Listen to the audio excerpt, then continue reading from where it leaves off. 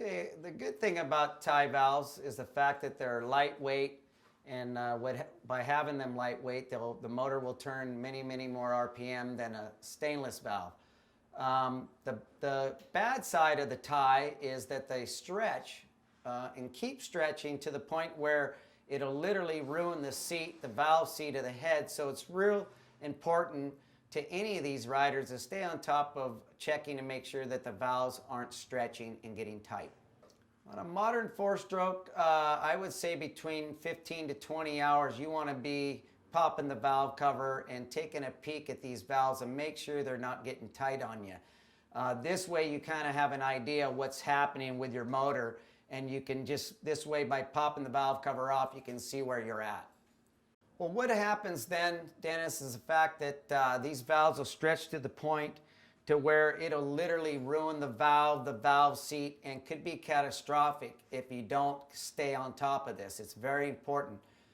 What happens if you neglect the valves is the fact that you will have some catastrophic issues with the motor, and it's not going to be pretty. Two strokes are much more simple to work on compared to these new generation four strokes. The new generation four strokes are very complicated, lots of parts and accessories involved, and a lot more costly to repair. Two strokes are so much simpler to work on, have a lot longer lifespan, and also inexpensive to rebuild. Okay, the difference between the tie valve and the stainless valve is the tie stretches considerably, and the stainless doesn't stretch and will give you a lot more lifespan of the motor.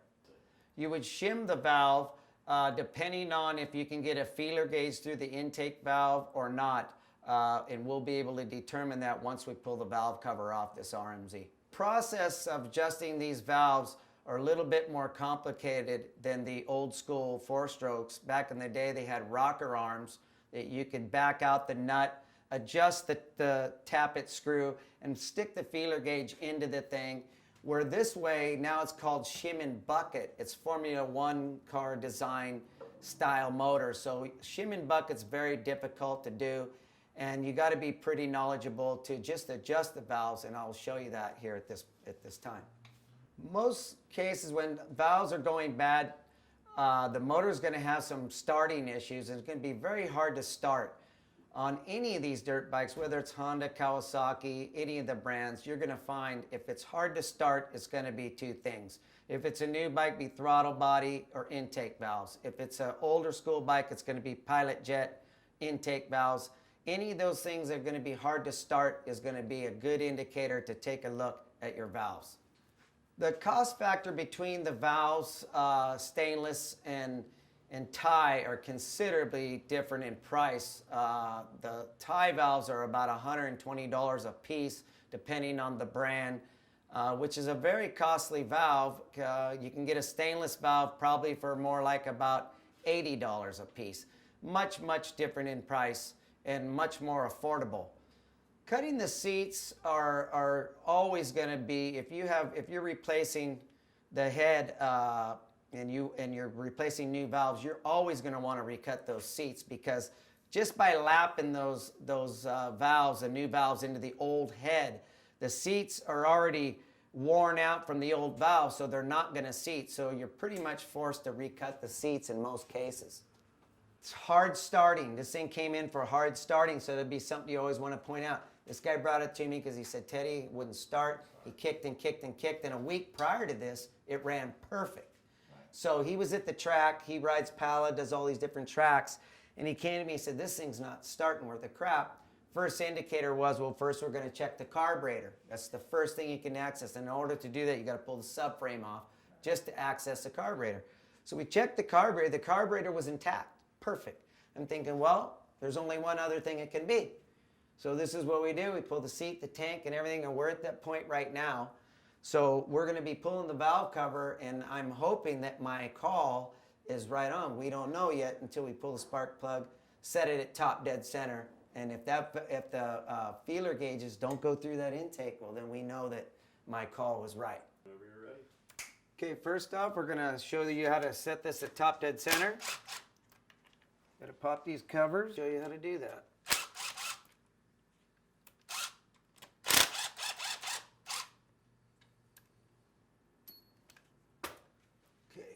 the spark plug out. Once you get the plug out, we can stick a screwdriver in there and make sure we're at top dead center. Okay, best way to do this, let me show you how you stick yourself a little screwdriver, Allen, whatever you like. You want to rotate this thing up and down till you're exactly at top dead center. And we are. So we're good to go. We're going to pop the valve cover off here and see how these valves, if they're tight or not. Just like on a dirt bike, if you look at that chain, there's literally kinks in the chain, just like a chain on your rear of your motorcycle, which tells me we got some issues. And now we are going to check the intake valves here to see if we can get a feeler gauge in there. First off, I want to rotate this one more time. And you can see for yourself how those cams lobes are going to be set. Let's double check it again. We're going to rotate it around. Stick our feeler gauge through. And there's our issue. This bike came in for hard starting, and I cannot get a feeler gauge. The right valve is perfect, clearance. Now you can see the feeler gauge. I cannot get it through at all, which means this left intake valve is the reason why this bike is in here for hard starting. So this bike right here is going to probably have to come completely apart, and we're going to replace both valves with stainless steel valves. We found that it has a left intake valve that's super, super tight, can't even get a feeler gauge through it, which tells me that the valve is completely toast. So what we're going to do, we found another problem with this, would also be hard starting, is if you look at this cam chain, this is the tensioner's already tight as it can go. It's fully stretched and kinked, just like a chain on the rear sprocket, identical wear and tear, kinked up. So that's also in bad shape, and we're going to throw a new chain on that as well. So right now, we're going to pull the radiator hose that's on the head, and we're going to pull this head and see how bad this bike really is. If we can leave these radiators on, in most cases, you want to leave them on if you can pull the head without removing the radiators. It sure is a good thing to do. Okay, what we're doing here now is we're going to remove the cam chain tensioner so we can pull the cams off the bike and check these valves out. So you got to remove all the tension on the chain first. Now the chain's loose, we can go ahead and, as you can see, now that the tension's off that chain, if you take a peek and you can just see how bad that's binding. And I just kinked it up, and that's in bad shape. So this bike's not only going to get valves, we're going to throw in a cam chain as well. Otherwise, if you put the old cam chain in there, you're just defeating your purpose.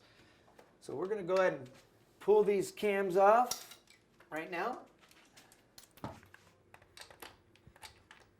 And you got to be careful removing these. You don't drop any screws or anything down this cam chain cavity.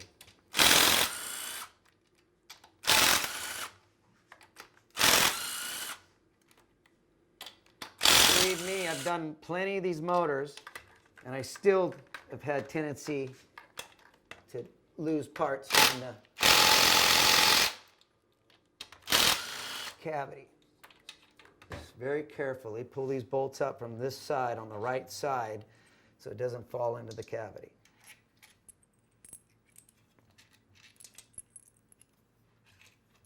I'm going to go ahead and remove these. There's some dowel pins you got to be careful with.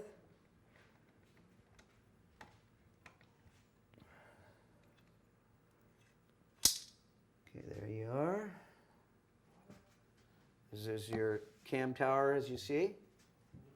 We're going to remove this one here as well.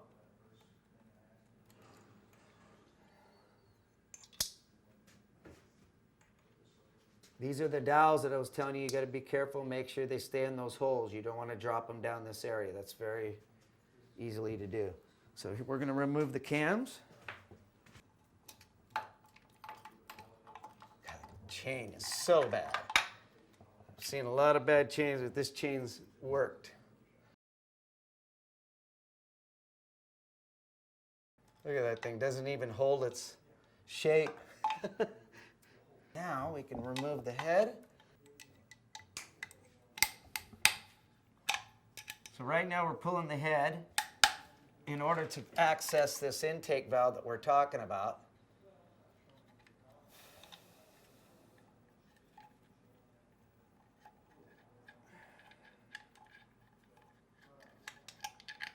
Now that we know that it has a tight intake valve, we're going to go forward and replace them. So we're pretty much ready to pull the head. You can drop the cam chain down there.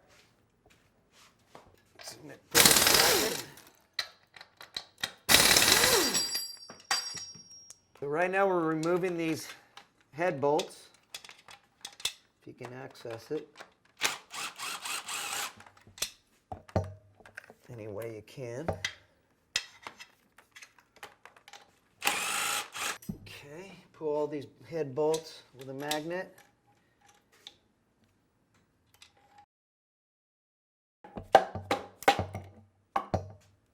She broke loose. There she is. Be careful pulling this thing up between the two frames. There's the head assembly. There we go. We're going to pull it to the bench and see how bad this valve really is. Your bucket is this, and this is your shim. And I'm going to show you the shim. That's your shim and bucket. So in order to adjust the valves on this particular motor, you would want to go to a thinner shim, obviously. But it's so wore out that we're going to replace the valve. So what you want to do is make sure you got your put your bucket for your left intake there so you don't put the wrong bucket, the wrong shim on the wrong valve. So here we're removing the right side. There's the right. There's the shim that I pointed out to you.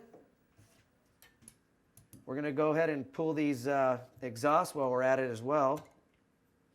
Make sure you don't put them all in the same order. This way you got all the right shims in the right spot. Okay, now what we're going to do, we know that this left is the bad valve. Let's remove that one first. And we're going to do that right now. What we're doing is removing there's the two keepers and the valve stem retainer. Here's the valve spring. We're going to remove this one as well.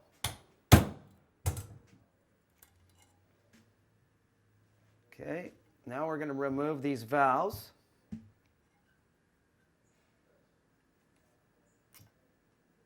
Just exactly what I said. The valve's pretty much toast. There's the left. Here's the rear, or the right, and they're both bad. One is stretched so much I couldn't get a feeler gauge in it, and if you can see here in the light, I want to point out this valve. You can see the groove where it actually sucked the valve into this seat and ruined the seat completely. And this is why it's important that you change the oil and check your valves on a regular basis, because this guy let it go, he ran the shit out of it, and this is the issue we're having. Both intake valves are toast. So what we're going to do is remove all the valves. As you can see, here's the left valve, here's the right valve, and you can see the differences on the wear. This one still has some a little bit of material left, and it didn't distort the valve completely, where this is completely distorted and had reshaped the seat. So now we're going to get some kibble white valves. We'll clean this combustion chamber off in the next video, and we're going to show you how to cut the seats, how to lap these valves, and put a new set of stainless steel kibble white valves in the next issue. Hopefully we taught you some ways on how to keep your bikes running and keep them going strong.